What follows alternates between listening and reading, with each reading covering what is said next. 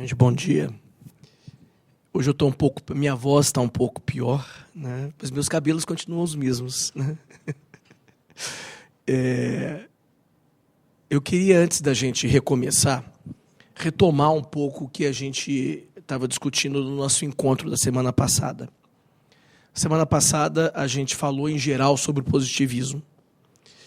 E eu me fixei nas teses do Norbert Hoerster, que tenta demonstrar que há duas características básicas do positivismo jurídico.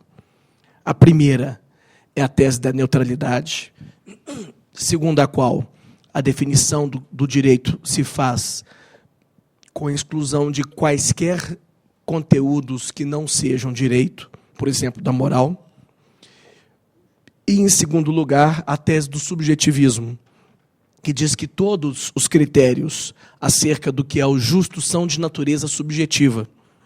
E, por isso, é indecidível qual conceito de justiça é melhor do que outro. Então, a melhor estratégia, a estratégia que o positivismo adota, é afastar o conceito de justiça e trabalhar com aquilo que foi fixado nos dogmas jurídicos. Nós vimos também que a emergência desse positivismo se insere no contexto da vitória epistemológica do positivismo no século XIX e século XX. Afastar toda a metafísica, para usar a expressão do Auguste Comte, e restringirmos-nos apenas àquilo que é observável. Por causa disso, nós vimos também, na aula passada, que o positivismo tenta se fixar na descrição do direito.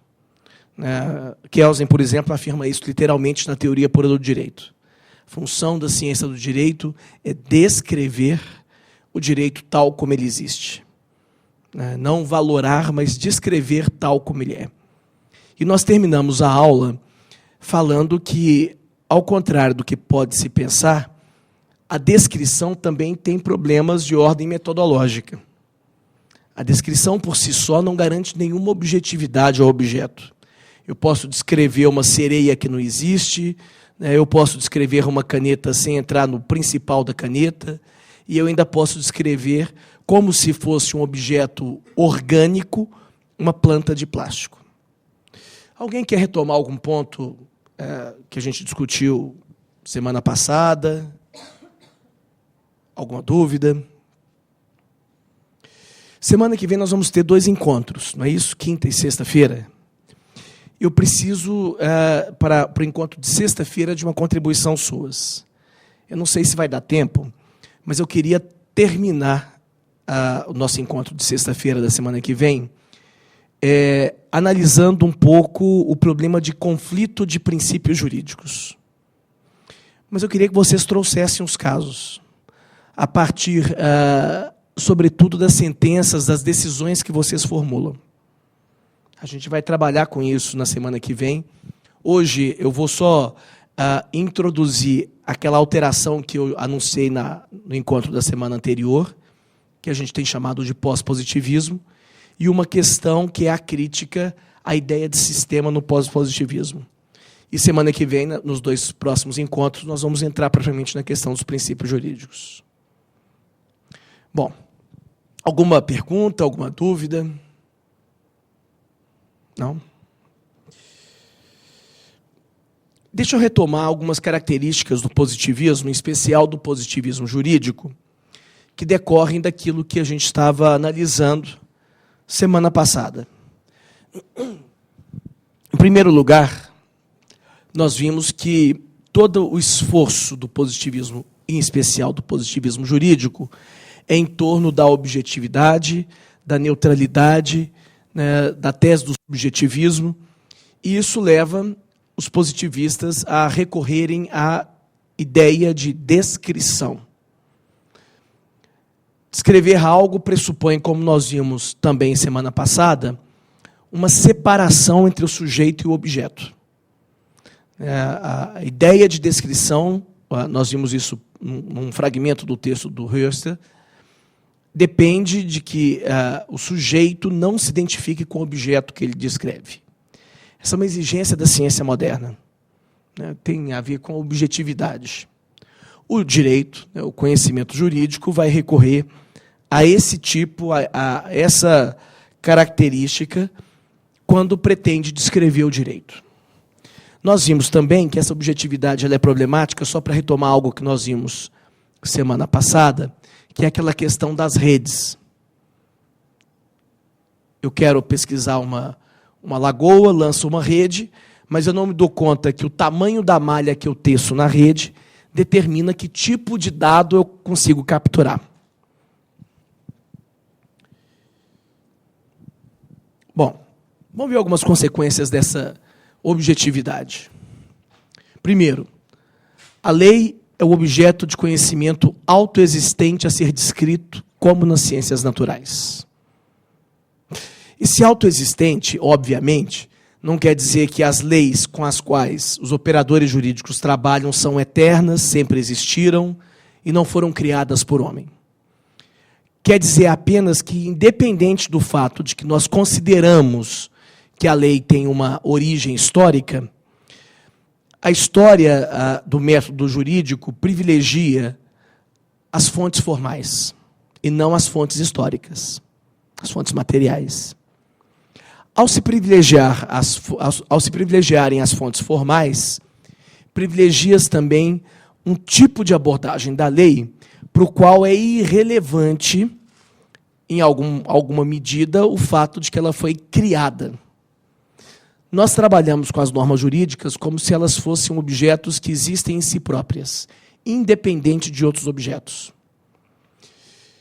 É claro que, quando nós aplicamos a lei, nós somos levados, muitas vezes, a considerar outros fatores, inclusive fatores históricos.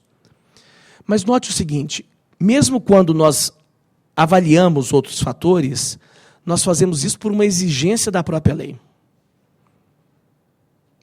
Nenhum juiz, nenhum advogado, nenhum promotor, quando está operando com direito, pergunta-se, por exemplo, pela norma fundamental. No encontro da semana passada, nós vimos como que Kelsen vai postular a existência de uma norma fundamental, ou a não existência de uma norma fundamental, para dar fechamento lógico ao sistema. Ora, quando nós aplicamos o direito, ninguém se lembra de uma norma fundamental.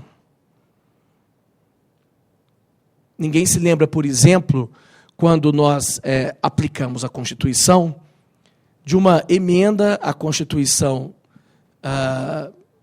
Podemos discutir de quando que é a Constituição, mas alguns constitucionalistas preferem a Constituição de 69. A Constituição de 69 foi emendada, e essa emenda instituiu uma Assembleia Constituinte. Bem, nós, geralmente, quando aplicamos a lei, ou quando aplicamos a Constituição, nós não nos lembramos dessa norma anterior à Constituição, que é o fundamento de validade dela própria. A Constituição anterior instituiu uma Assembleia Constituinte que elaborou uma nova Constituição. Então, a Constituição anterior é o fundamento de validade histórico da atual Constituição. Nós, simplesmente, quando retrocedemos no tempo, paramos em outubro de 88. Então, aquela Constituição é algo autoevidente, existente em si próprio. Aqui, gente, é óbvio, é só uma abordagem metodológica. Nenhum de nós desconhece forças políticas, econômicas, sociais, por trás do surgimento dessas normas jurídicas. Mas quando na prática nós trabalhamos com elas, nós desconsideramos isso metodologicamente. Nós fazemos um recorte na realidade. E é por isso que eu estou falando aqui de um objeto autoexistente. Em segundo lugar, a tese da neutralidade também traz consequências muito diretas para o direito. A mais evidente delas é a separação entre direito e moral. Ou, vou pegar um caso para ficar mais evidente, entre direito e religião. Suponha-se que juiz que, por motivações religiosas quaisquer, se oponha a aplicar uma lei sobre o fundamento de que aquela lei viola a lei de Deus. Como é que os tribunais reagiriam a essa decisão desse juiz? Reformando, porque dizendo que aquilo que ele considera pessoalmente como sendo justo é irrelevante para o direito positivo. O direito positivo vai acolher aquilo que o sistema considera como sendo justo. Não é só para retomar uma discussão que a gente estava tendo aqui antes do início da aula. Isso vai ser muito importante na teoria dos princípios. Se a gente pensar num autor como Ronald Dworkin. Dworkin vai dizer que a função de elaborar, de fundamentar o direito é uma função tipicamente atribuída ao legislador. Isso não quer dizer que o juiz não possa, a gente vai começar a ver isso hoje, desenvolver princípios contidos na própria legislação. A gente vai ver que isso é uma questão um pouco mais complicada. Mas, por enquanto, vamos ficar com essa questão da neutralidade. A neutralidade, ela implica um dever em especial para o juiz. É o dever de não ver-se como autor das leis. Ou do direito.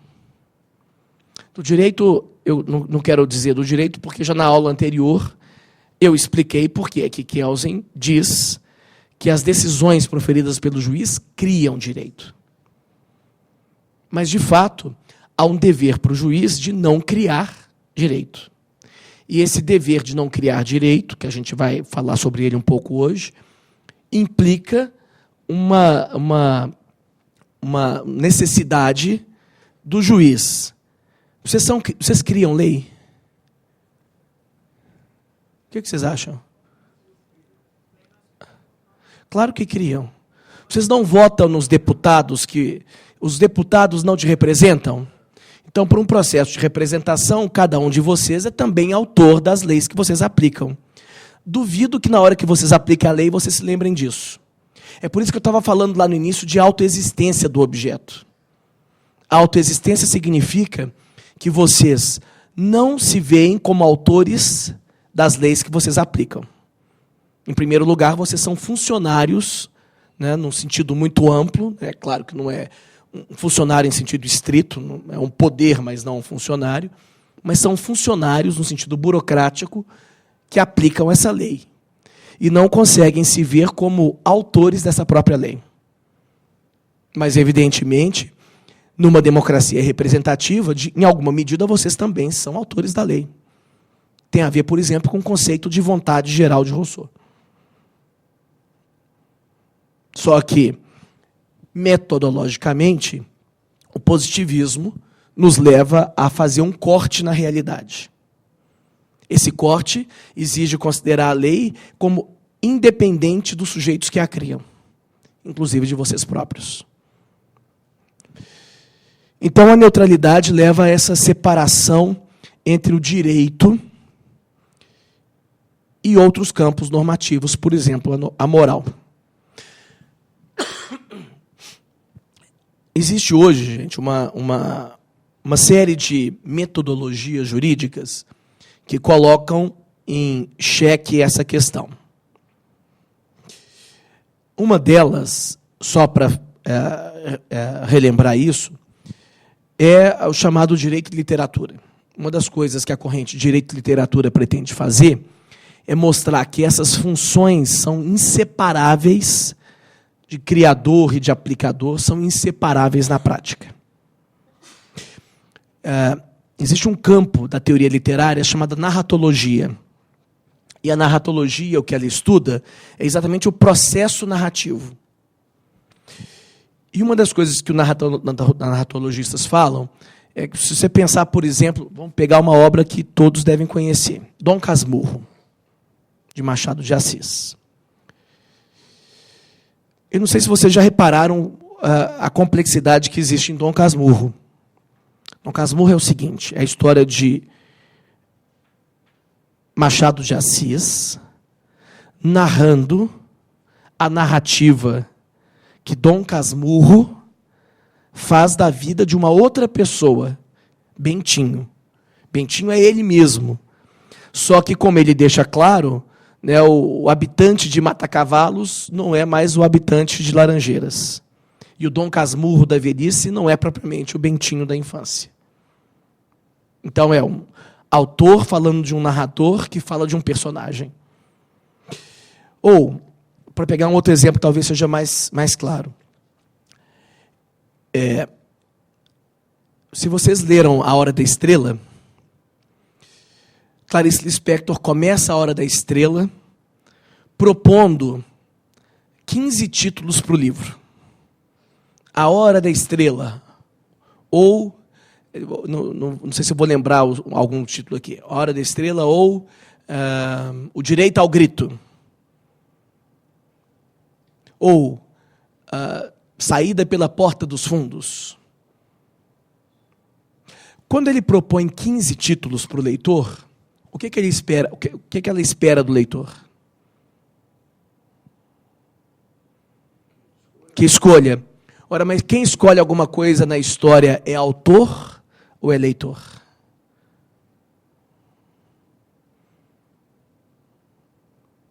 Então, um dos problemas que a narratologia levanta é que a separação dessas funções, leitor, narrador, autor, personagem, é mais difícil do que parece. Da mesma forma, a separação entre o juiz, afinal de contas, é o quê? Ele é um leitor do direito, um narrador, um personagem, um autor do direito. Aqui a gente já está entrando em perspectivas metodológicas que vão contestar o positivismo. Mas eu só estou chamando a atenção aqui para o fato de que o positivismo vê essas funções como claramente distintas. O que exige que os juízes, ao aplicarem o direito, se esqueçam de que, em alguma medida, eles são também autores do direito, da lei que eles aplicam. Então, essa neutralidade vai implicar, como nós vimos também na aula passada, a tese do subjetivismo. A tese de que os valores do juiz são irrelevantes da maneira como ele aplica o direito. Ele é, no sentido weberiano, um funcionário do Estado. Ele é um órgão do Estado. Um órgão pelo qual o Estado ganha materialidade. Em terceiro lugar, essa exigência de neutralidade, de objetividade, essa ideia de uma autoexistência do objeto, vão exigir do aplicador do direito e dos operadores jurídicos em geral um tipo de método que aproxima o direito do método das ciências naturais. Isso fica evidente se a gente voltar ao curso de filosofia positiva do Auguste Comte. Comte vai dizer exatamente isso, que a função da ciência não é elaborar leis, é descrever fatos. Você poderia dizer assim, mas ela descreve leis, ela descreve fatos recorrendo a leis. Então, eu quero explicar o que Comte queria dizer ao dizer que a ciência não elabora leis. Está dizendo que existe um termo, gente, que é um termo muito importante para o conhecimento jurídico em geral, para a teoria do método jurídico, em especial para o método positivista. Chama-se interdito positivista, ou falácia naturalista. O que é o interdito positivista ou a falácia naturalista? Esse termo remonta a um filósofo do século XVIII, chamado David Hume. Hume vai escrever várias obras, mas em especial nas investigações sobre o entendimento humano e no Tratado da Natureza Humana, sobre a natureza humana, Hume vai dizer que o ser humano é um ser que tem uma necessidade psicológica de segurança. E por isso ele formula leis que ele pensa que pode descrever a realidade e, portanto, prevê-la, mas que isso não passa de uma ilusão.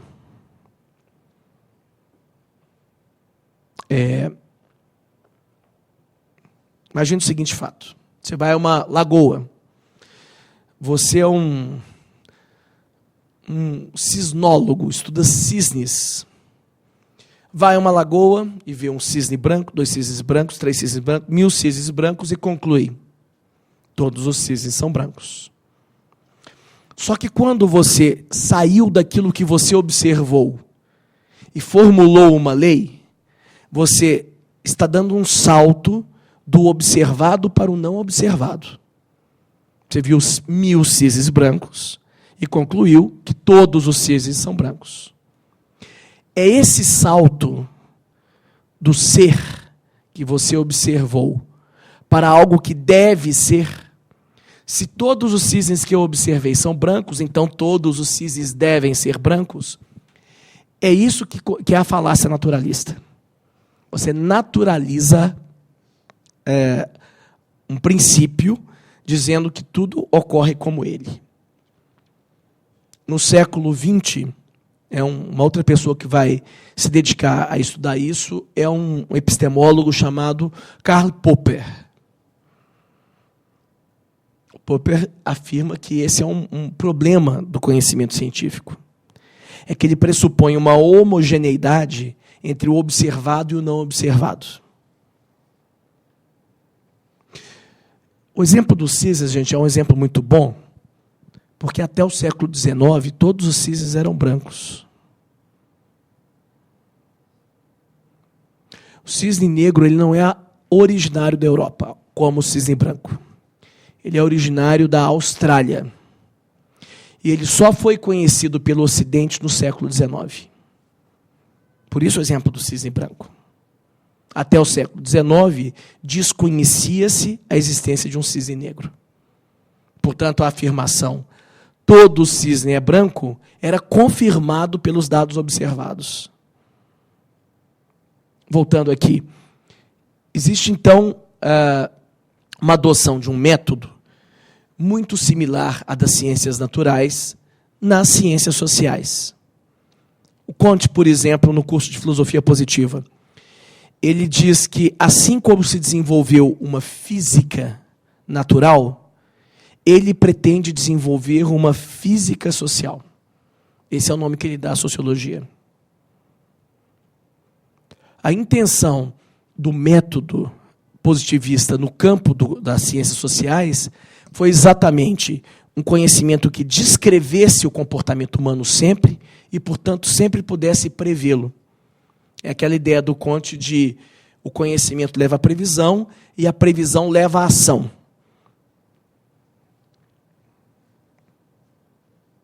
É interessante isso. Não sei se vocês assistiram aquele filme Minority Report. O Minority Report é um filme sobre isso. Uma sociedade tão avançada que nós podemos, antes de algo acontecer, por exemplo, antes que o João mate a Ana, nós temos como saber que isso acontecerá. Uma série de dados genéticos, sociais, indicam que o João será um homicida. Então, antes que ele mate a Ana, nós prendemos o João. Não como uma pena, mas como uma medida de segurança. Esse é um projeto do positivismo. Faz parte do projeto do positivismo.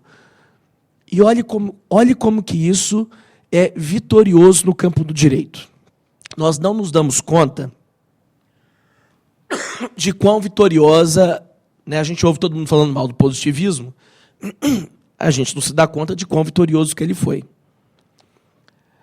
Há uma mudança que ocorreu e que hoje é muito questionada, sobretudo na Alemanha, no direito penal, indica como que essa mentalidade foi vitoriosa.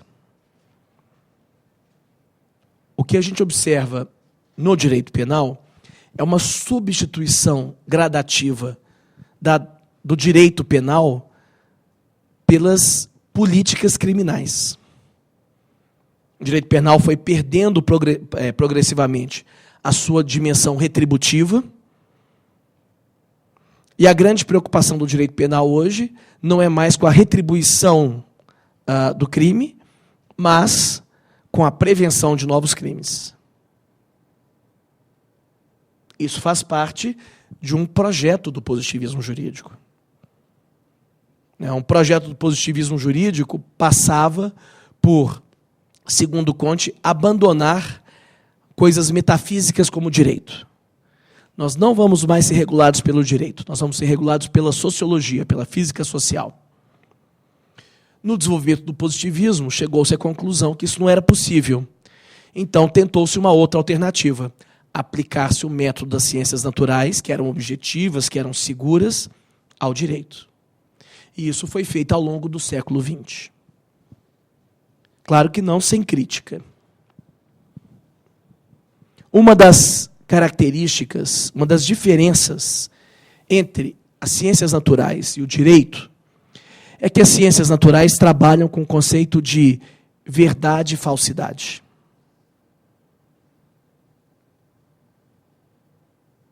É interessante porque Kelsen vai fazer isso. Kelsen vai dizer que, obviamente, nós não podemos julgar a verdade e a falsidade de uma lei. Nós julgamos a sua validade. Mas Kelsen diz que a ciência do direito não trabalha com as leis. Trabalha com proposições linguísticas que descrevem essas leis. E são essas proposições que, segundo Kelsen, podem ser objeto de uma análise em termos de verdade e falsidade. Por exemplo, se eu digo que no Brasil o homicídio é punido com a pena de morte, essa descrição que eu faço do direito positivo pode ser atribuída a ela o valor de falso. Ela é falsa. Eu posso dizer que essa descrição, a proposição que descreve um estado de coisas no Brasil, no caso do direito, é falso. Então, a ideia aqui é essa ideia de que, se nós não podemos julgar as normas em si mesmas como falsas ou verdadeiras, nós podemos, pelo menos indiretamente, descrevê-las como falsas ou verdadeiras. Dizer que a descrição de um determinado direito é falso ou verdadeiro. No caso do positivismo jurídico, isso a gente vai falar, vamos estudar isso hoje, houve uma estratégia metodológica que consistiu em analisá-lo a partir da lógica do chamado pensamento sistemático. Todo o esforço do direito no século XIX e no século XX foi em construir um sistema jurídico capaz de abarcar toda a realidade do direito. Daqui a pouco eu vou falar sobre isso, depois do intervalo. Nós vamos ver que essa ideia de sistema implica uma série de ideias. Unidade, coerência, completitude. Se eu perguntar a qualquer operador jurídico vai dizer que o direito brasileiro regula todos os casos possíveis. Lembrem, por exemplo, da proibição do non-liquid. A proibição do non-liquid é um indicativo de que o juiz não pode não decidir, dizendo que não há norma sobre o caso. Ora, se sempre há norma sobre o caso, então o direito brasileiro é completo. A gente vai voltar a falar sobre isso. Ou a ideia de coerência. Ainda que haja normas divergentes no sistema, ele possui procedimentos que permite escolher uma das normas em detrimento da outra. Dizendo, por exemplo, que uma das normas é inválida. Dizer que uma das normas é inválida, e há vários motivos pelos quais essas normas poderiam ser inválidas, apenas do ponto de vista técnico.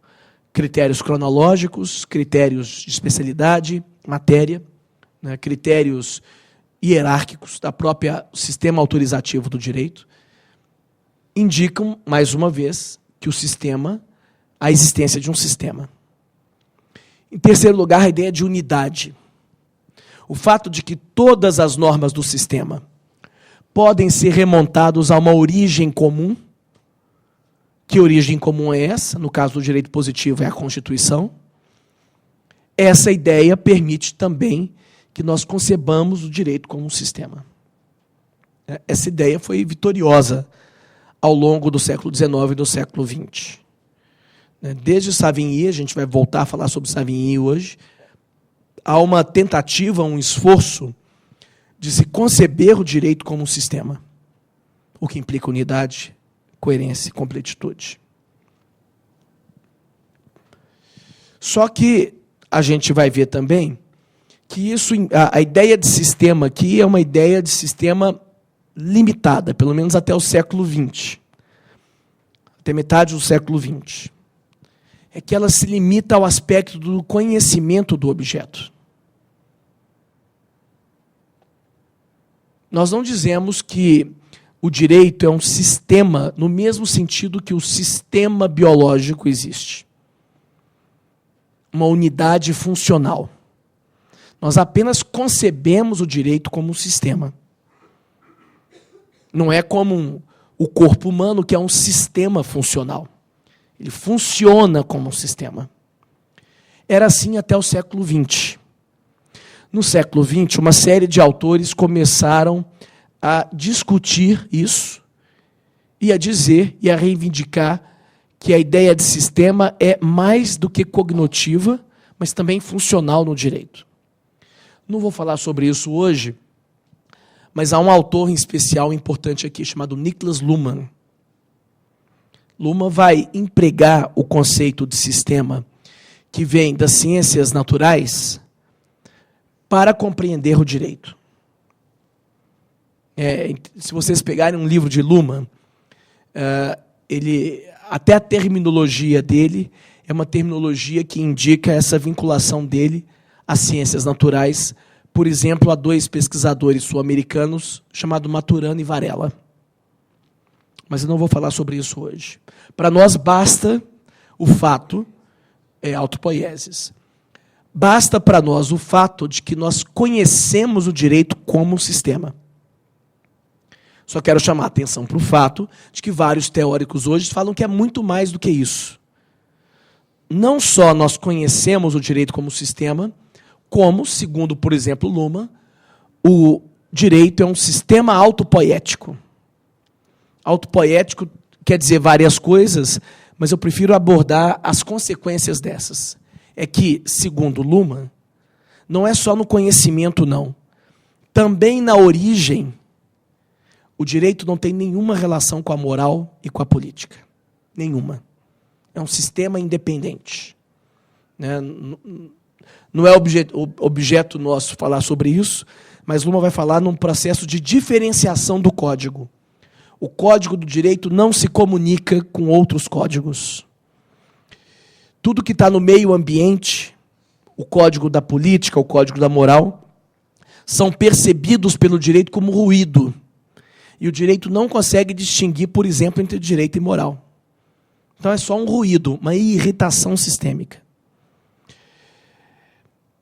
Mais recentemente, também não quero me alongar nisso, porque não é objeto nosso, mas mais recentemente, um dos últimos livros do Luhmann, vai admitir que, ainda que a moral, o direito e a economia sejam sistemas autopoéticos que existem um independentemente do outro, ele vai falar que existem estruturas de acoplamento entre esses sistemas. No caso, entre o direito e a economia, a estrutura de acoplamento é o contrato. No caso, entre o direito e a política, a estrutura de acoplamento é a Constituição. Mas, no final, se houver tempo, a gente pode voltar a falar do Luhmann. Por enquanto, basta para mim essa ideia de que, independente do fato de se o direito é funcionalmente ou não um sistema, nós conhecemos ele como um sistema. Em quinto lugar, assim como as ciências naturais separaram o seu objeto dos demais objetos, também a ciência do direito precisou separar o objeto jurídico daquilo que não é jurídico. Se a gente voltar na modernidade, no século XX, melhor dizendo, há dois grandes projetos positivistas.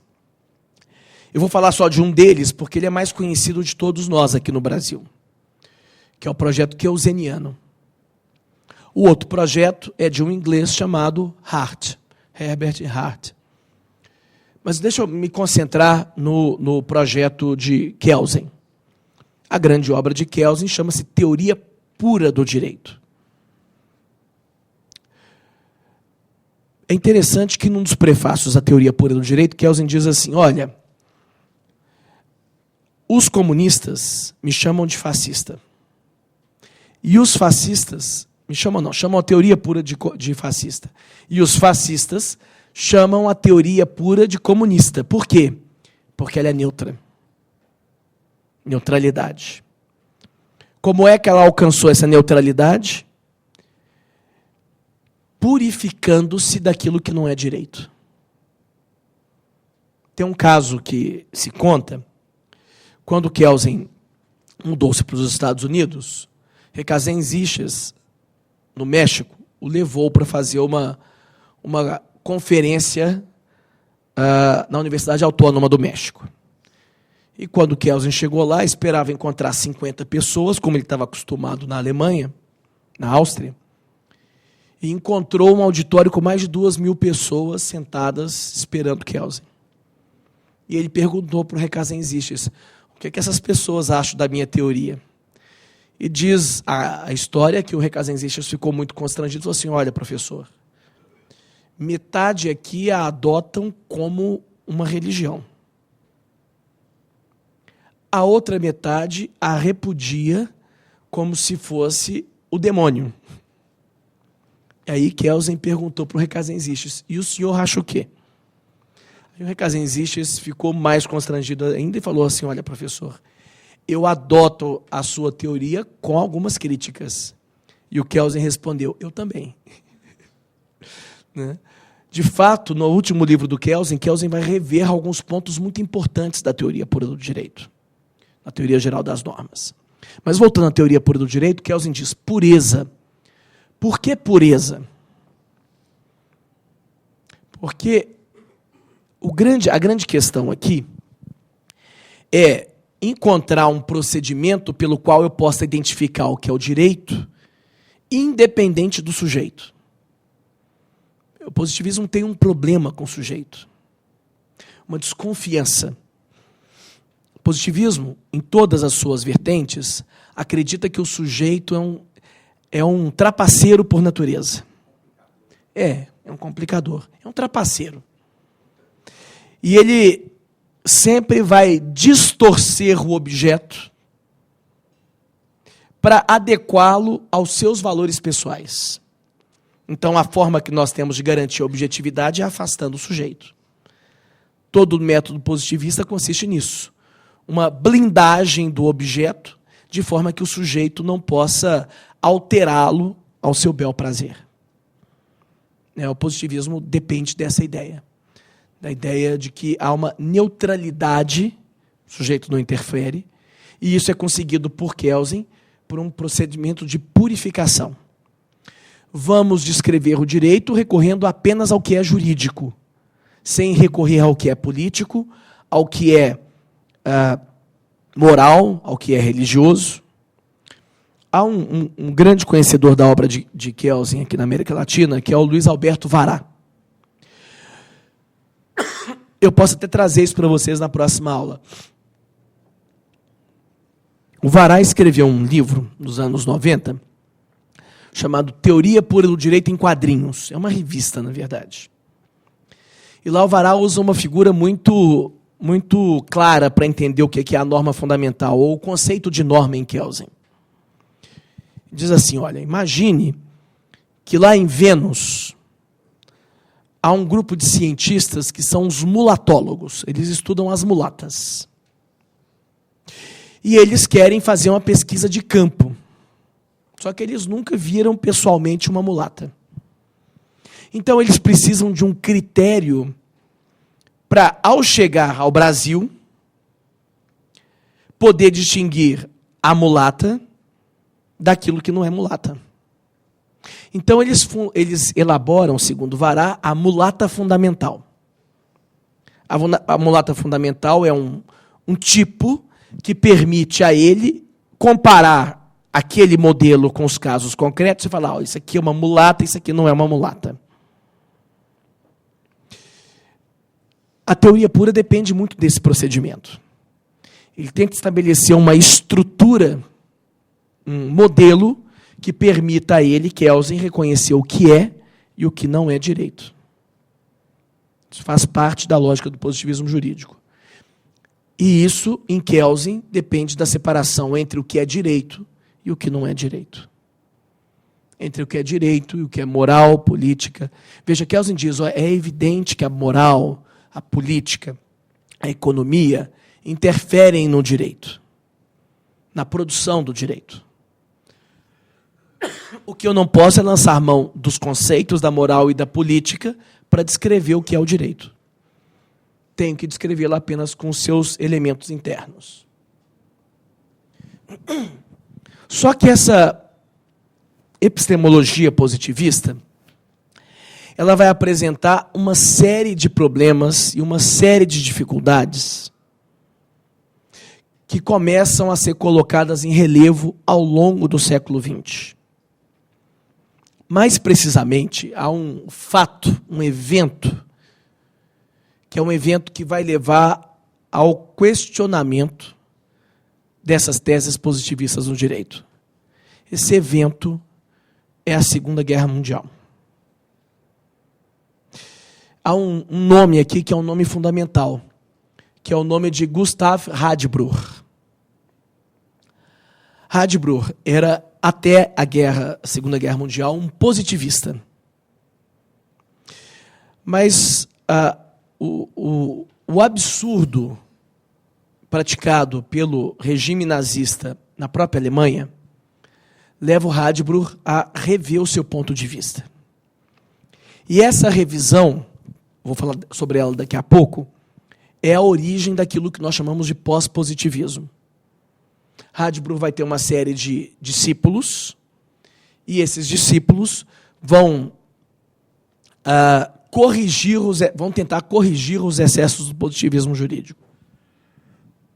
Veja, a palavra pós-positivismo significa que essa nova epistemologia que vai se formar não se afasta de muitas teses positivistas. Ela continua sendo positivista.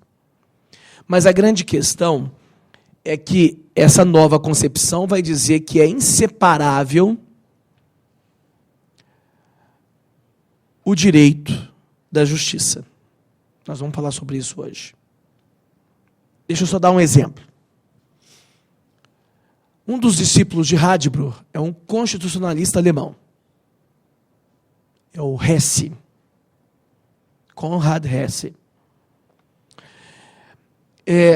Eu não sei se vocês já leram um texto, que é um texto seminal do direito constitucional contemporâneo, chamado A Força Normativa da Constituição. Esse é um texto muito complexo, porque, ao lermos esse texto, nós não nos deparamos com algumas coisas que o Hesse quer chamar a atenção sobre. Por exemplo, Hesse diz que se o direito constitucional não se referir à justiça, não há diferença entre o direito constitucional e a política. A única coisa que pode distinguir o direito da política é a referência à justiça. Senão, o direito é reduzido à política. Essa é uma tese básica desse neoconstitucionalismo que se forma a partir da doutrina alemã. Isso vai influenciar autores como Heberli, Müller, ambos discípulos de Hesse, ou alguém que não tem nenhuma relação com Hess, Robert Alexy. Todos eles pressupõem essa ideia. E o Alexy diz estritamente no conceito do direito, conceito e validade do direito, que quem cria essa concepção na Alemanha, ou quem a reintroduz, é exatamente Gustav Radbruch. Nós vamos falar sobre ele daqui a pouco. Vai acontecer alguma coisa aqui.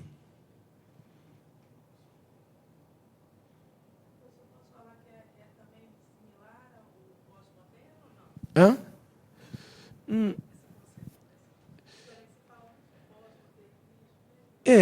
Não sei.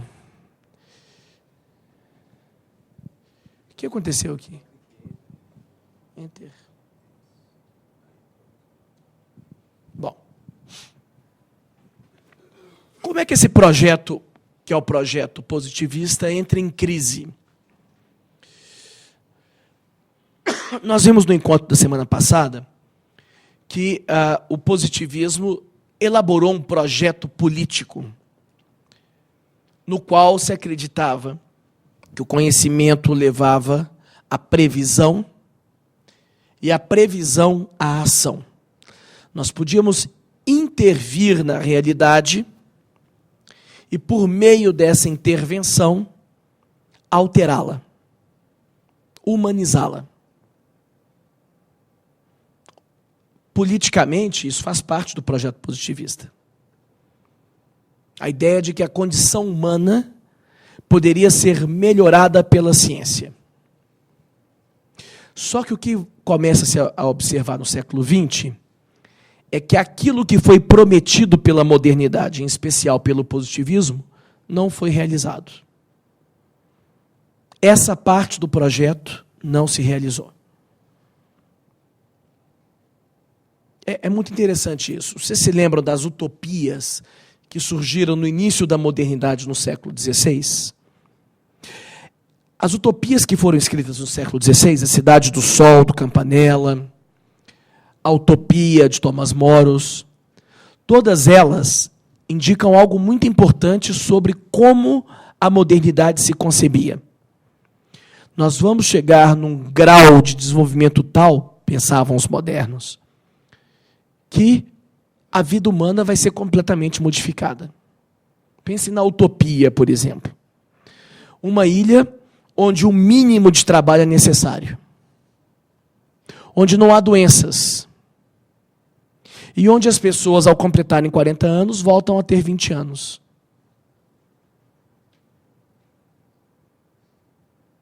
Isso fazia parte do projeto moderno. Fazia parte do projeto moderno, por exemplo, a ideia de que o desenvolvimento das técnicas reduziria a necessidade de nosso trabalho. Qualquer pessoa que sabe, que mora, que vive no século XXI, sabe que trabalha mais do que os seus pais trabalhavam. Nós não trabalhamos menos. Ora, como que todo o desenvolvimento da tecnologia nos levou a trabalhar mais?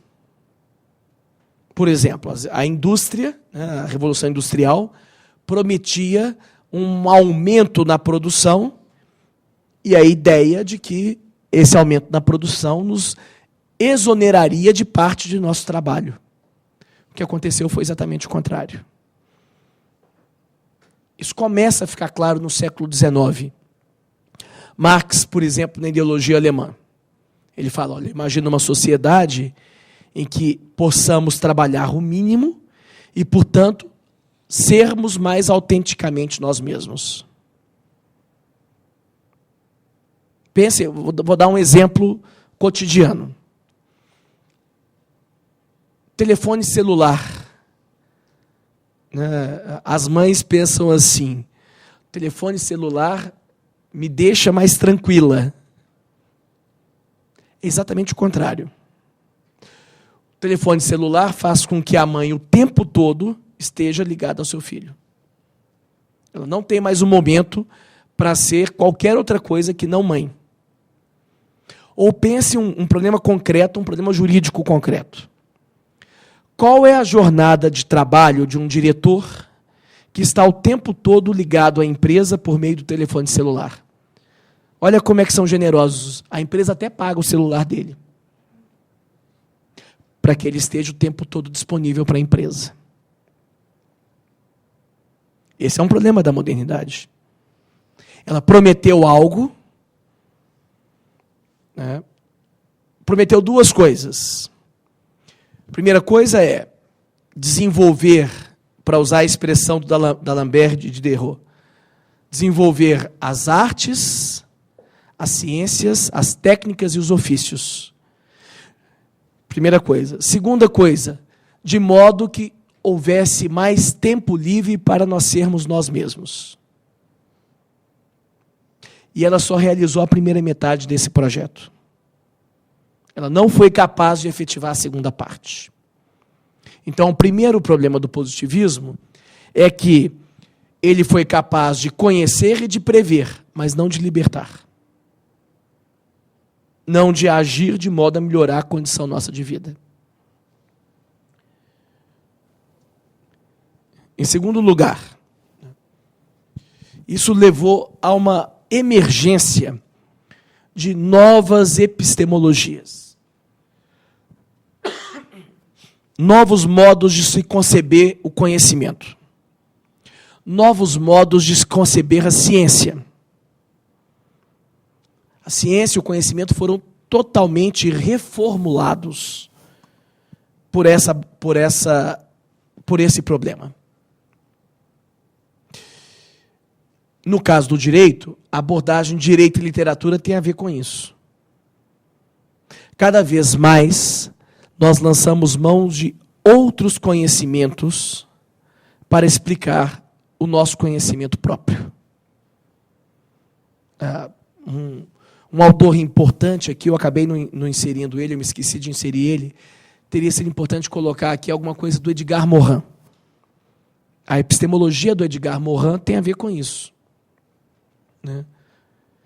Tem um livro dele chamado A Cabeça Bem Feita, em que o Edgar Morin retoma um autor francês do século XVI chamado Montaigne.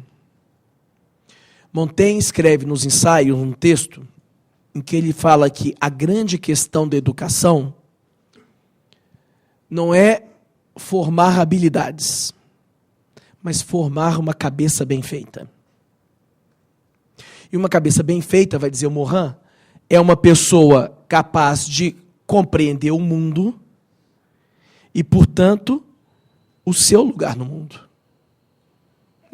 O meu mundo depende exatamente de quem eu sou neste mundo. Se eu concebo um mundo de um modo estritamente objetivo, como as ciências fazem, a subjetividade, não tem nenhum lugar nesse mundo. Mas o meu mundo é o mundo do qual eu participo. Então, a lógica do trabalho levou-nos a viver num mundo que não é nosso. A lógica da ciência levou-nos a viver num mundo que não é nosso. Uma das coisas que essas chamadas epistemologias holísticas pretendem fazer é exatamente recuperar essa dimensão da subjetividade no conhecimento, que tem a ver com o que a gente estava falando no encontro passado sobre a questão da intuição. É Carlos, não? Carlos, né? O Carlos trouxe um livro aqui, me empresta o Blink. Eu vou recomendar, gente, que vocês leiam esse livro. Esse livro é um livro muito interessante. Ele já está disponível em português. É de um autor chamado Malcolm Gladwell. Blink, o poder do pensamento sem pensamento. O que o Gladwell estuda aqui é a intuição. Ele tenta explicar como é que acontece a intuição. Ele fala vou lembrar o termo, acho que é inconsciente seletivo, alguma coisa assim. Como que o inconsciente consegue, num universo de informações, selecionar as informações que são relevantes. Procure esse livro, que esse livro vale a pena ser lido. Mas voltando aqui, a ideia, então, é que uma série de novos conhecimentos questionaram aquela lógica antiga do positivismo, de que a objetividade era garantia de um mundo melhor. Isso tem uma série de repercussões. Não é propriamente um autor dessa nova epistemologia, mas é um autor importante para a gente, de novo, Popper, que eu citei aqui ao falar da lógica da pesquisa científica. Veja, o Popper faz uma denúncia muito interessante sobre o que acontece com vários conhecimentos. Quando as pessoas leem o Popper, eles veem no Popper apenas alguém que quer explicar o que é a ciência. Mas a lógica da pesquisa científica lança luz sobre uma outra perspectiva. É que a modernidade afastou tudo aquilo que não era objetivo, que não era científico. Só que uma série de conhecimentos que são importantes não tem natureza científica, diz Popper. Um exemplo, o senso comum. O senso comum é-nos muito mais útil diretamente do que a ciência.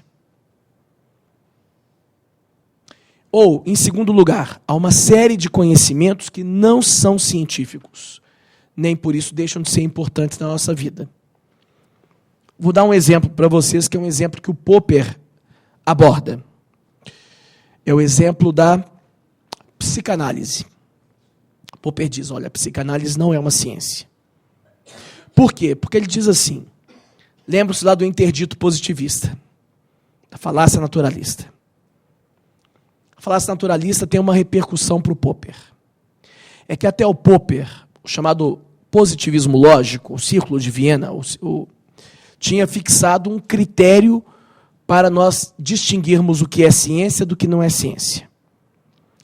É que o positivismo lógico diz que a ciência é verificável. Teorias científicas podem ser verificadas. Só que o Popper vai dizer, só que há um problema nisso, que é o cisne negro. O cisne negro indica que, por mais que eu verifique uma ciência, um conhecimento, uma teoria, nada impede de, no futuro, aparecer um cisne negro que prove que a teoria está errada. Então, o Popper vai inverter e dizer que o critério para distinguir o que é ciência do que não é ciência não é a verificabilidade, mas a falsificabilidade. Diferentemente de outros conhecimentos, o conhecimento científico pode ser provado falso, não verdadeiro. Por quê? Porque o não da natureza é definitivo. O sim é sempre provisório. Até o século XIX, era uma verdade aceita que os cisnes são brancos. Mas o surgimento de um único cisne negro no século XIX faz com que a teoria seja afastada. O não da natureza é definitivo, ainda que seja mais raro. Então, as teorias científicas, diz o Popper, só valem enquanto não forem provadas falsas. Ora, por isso a psicanálise não é uma ciência. Porque não é possível, diz o Popper, elaborarmos um experimento pelo qual eu prove a falsidade, por exemplo, do complexo de Édipo, que essa hipótese é incorreta. Mas, num certo sentido, a matemática não é propriamente uma ciência. Eu não posso provar a falsidade das proposições fundamentais da matemática. Elas são autoevidentes. Eu posso até elaborar uma outra matemática. Mas eu não posso provar, por exemplo, que a geometria euclidiana está incorreta. Eu posso elaborar uma geometria divergente que descreva o espaço de um outro modo. Mas eu não posso, por meio de uma proposição, provar que a geometria euclidiana está falsa. Então ela não é uma ciência. Ora, quando o Popper fala isso, ele está dizendo que há outros conhecimentos que não são ciência e que são tão importantes quanto a ciência. Só que o positivismo nos levou, daqui a pouco a gente vai ver uma imagem sobre isso, a endeusar a ciência. O que nós fizemos? Tiramos Deus do altar e colocamos no lugar a ciência. Isso aqui não é uma metáfora, não, tá, gente? Isso é real. Auguste Comte, além do curso de filosofia positiva, ele escreveu uma obra chamada Catecismo Positivista. E o Comte criou uma religião, a religião positivista. Tirou do altar os santos e no lugar colocou os grandes sábios da humanidade. Quando vocês forem ao Rio de Janeiro, lá em Botafogo, há o remanescente da igreja positivista no Brasil. Ainda há um templo positivista lá em Botafogo. Não, e é interessante porque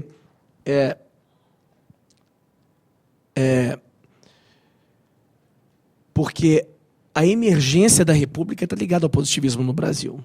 Vocês sabem que ordem e progresso é um pedaço de uma frase de Comte. O princípio, o amor por princípio, a ordem por base e o progresso por fim. Esse é o objetivo do positivismo. O amor saiu fora por alguma razão, o amor por princípio, a ordem por base e o progresso por fim. Deixa eu dar um exemplo para vocês. Um exemplo do Paul Veyne. Paul Veyne é um historiador francês ligado à chamada nova história, chamada história dos anais, que é um modo de se conceber a história que reformulou completamente a ideia do que nós temos do que é a história. Olha o que o Paul Veyne diz. A história não é uma ciência. E não tem muito a esperar das ciências. Ela não explica e não tem método. Melhor ainda, a história, da qual muito se tem falado nesses últimos séculos, não existe. Se vocês pegarem a história até o século XX, com algumas exceções, ela sempre foi vista como uma descrição de uma sucessão de fatos. A história moderna é assim, sobretudo no século XIX. O grande modelo é o modelo de Cantu. Uma descrição de eventos. E aí começam a aparecer historiadores no século XX que param de estudar eventos. Eles não estudam mais eventos, estudam mentalidades. Você tem, por exemplo, uma série de livros em português. O Ginsburg tem um livro chamado O Queijo e o Verme. Legoff tem uma série de livros no Brasil, publicados no Brasil, inclusive um que ele coordenou, uma obra chamada História da Vida Privada. Vamos parar de estudar os grandes fatos e vamos estudar a vida comum das pessoas comuns, como a gente. Essa reformulação da história, que ocorreu também na segunda metade do século XX, tem muito a ver com isso que o Paul Veyne está falando. A história não é uma ciência. Ela não quer mais ser uma ciência. O problema é que no nosso mundo a ciência tem um peso tão grande que se nós não reconhecermos num conhecimento o valor de ciência, então ele não vale nada. Querem um exemplo de uma religião tipicamente positivista? Eu não quero ferir suscetibilidades aqui, tá, gente? Estou analisando apenas de um ponto de vista estritamente antropológico. O kardecismo é uma ciência que surge nesse contexto do positivismo, uma religião que surge nesse contexto do positivismo, da emergência do positivismo. Uma das coisas que é reivindicada por Kardec é que aquilo não era propriamente uma religião e havia uma natureza científica naquilo. Olha, qual é a questão aqui? É que a religião foi no século XIX e do século XX tão vilipendiada que, ao se criar uma nova religião, disse, olha, isso não é uma religião, é uma ciência. Por quê? Porque se não for ciência, não vale nada. Isso não é culpa de Kardec. Isso é culpa da mentalidade do final do século XIX e início do século XX. Só o conhecimento científico tem valor. E o que Popper e a nova historiografia estão dizendo é que existem conhecimentos que não são ciência que têm o mesmo valor. O senso comum, a religião. Ainda que haja uma ciência que estude Deus, a teologia, a religião propriamente dita não é uma ciência. E, evidentemente, ela tem uma repercussão muito mais direta sobre a vida nossa do que a ciência. Então, há um problema aqui de fundo, que é um preconceito do nosso século, do século XX, do século XIX. O preconceito de que somente o conhecimento científico tem valor. E, notem, quais são as religiões que surgem nesse período? Cristianismo racional. O cristianismo racional foi a mesma coisa, uma tentativa de se cientificizar algo. Ou pensem na ciência mais recente, pensem na religião mais recente. Olha o nome que se dá a ela, a cientologia. Por quê? Porque no nosso mundo, aquilo que não é científico não tem valor.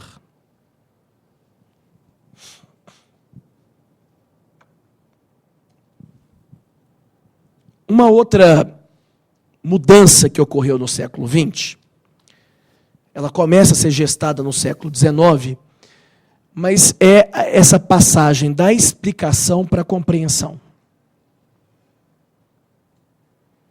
Houve uma mudança na teoria da interpretação, na hermenêutica.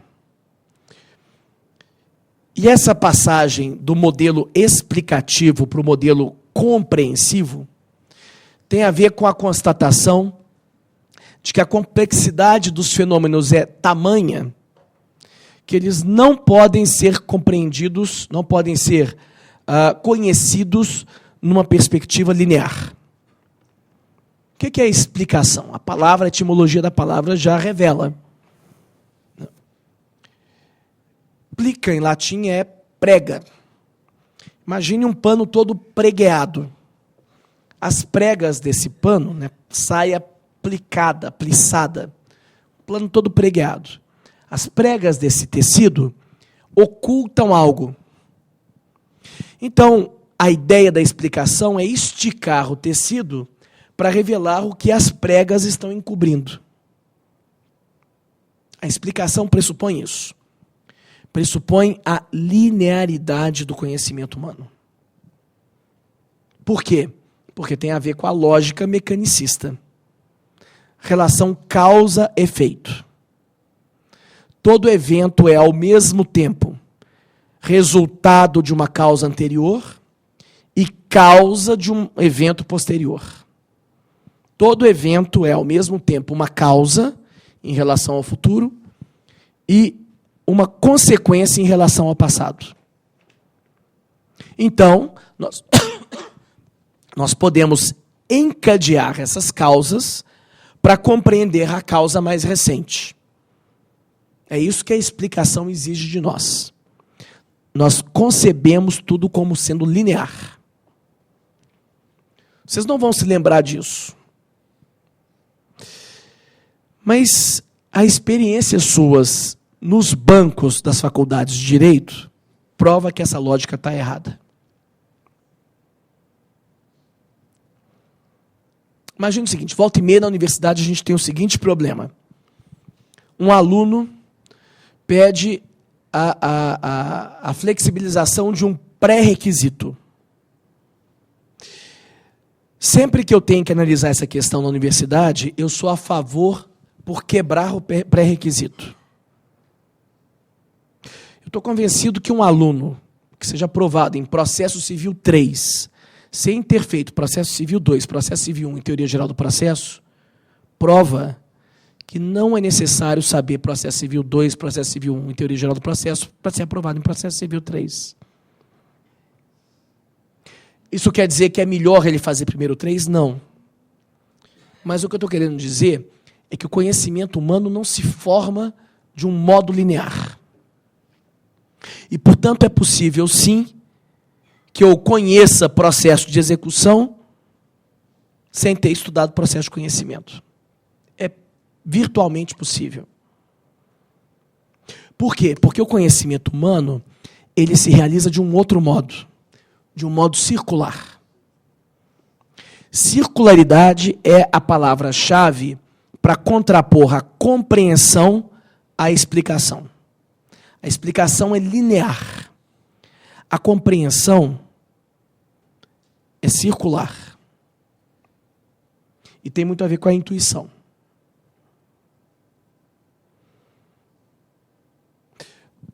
Um rapaz tem uma namorada e vira para ela e fala assim: querida, vamos sair hoje à noite? Ah, não, hoje eu estou com dor de cabeça. Aí no outro dia, vamos ao cinema hoje? Ah, não, tem prova amanhã, vamos deixar para outro dia. Aí ele vai ao shopping sozinho e encontra ela com outro rapaz. Todos os eventos passados são instantaneamente compreendidos a partir desse único evento.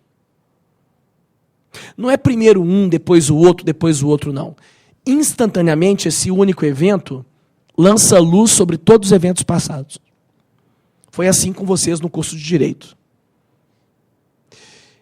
Tenho certeza que ao final do curso, todos vocês falaram assim: gente, se eu tivesse tido introdução ao estudo de Direito agora, eu teria compreendido muito melhor. Não é porque o professor era ruim, nem porque era muito complexo. É porque a compreensão global sua do fenômeno aumentou. Se você estudar agora processo civil, também você vai entender melhor. Se você estudar direito tributário, também. Não interessa o que vem primeiro. Porque a compreensão ela se forma de um modo circular. Quem falou muito sobre isso foi um alemão chamado Hans-Georg Gadamer. Olha o que Gadamer diz. Ele diz que cada coisa particular só pode ser compreendida a partir do geral e vice-versa.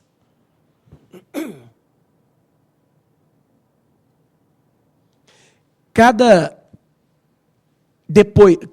testemunho, cada depoimento, cada prova do processo tem um valor em si mesma, ou é o conjunto do processo que dá sentido ao depoimento de alguém?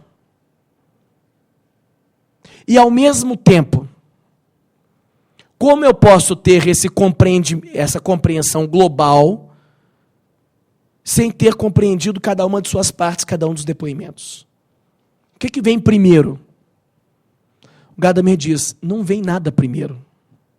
Elas vêm juntas. À medida em que eu aumento a compreensão da parte, eu aumento a compreensão do todo. À medida em que eu aumento a compreensão do todo, eu aumento a compreensão da parte. É por isso que ele fala num círculo hermenêutico.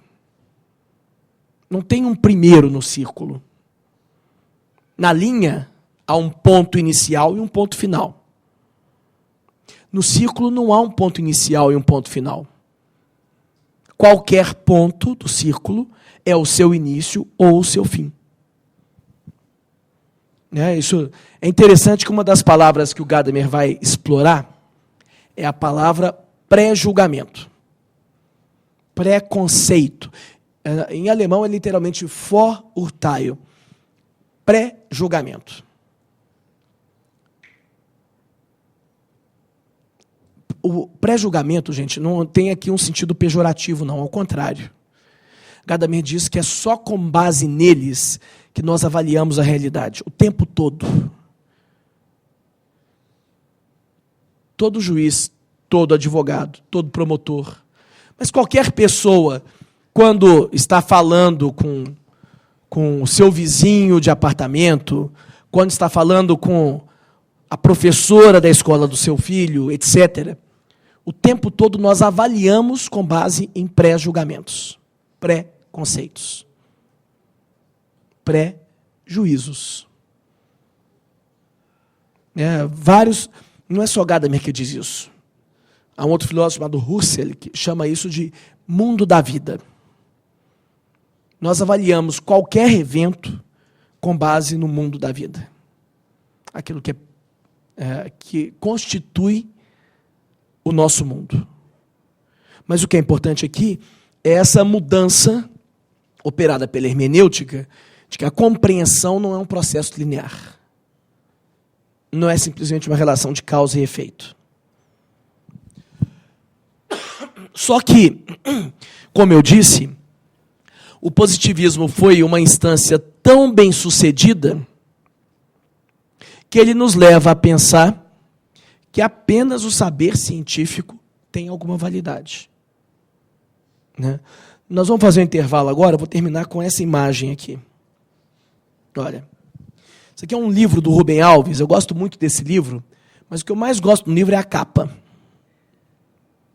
A capa é a fotografia de Einstein e 3 velas. Não é mais Santo Antônio, é Santo Einstein. Nós endeusamos a ciência. Esse é um problema do positivismo e também do positivismo jurídico. Vamos fazer um intervalo de 20 minutos, depois a gente retoma.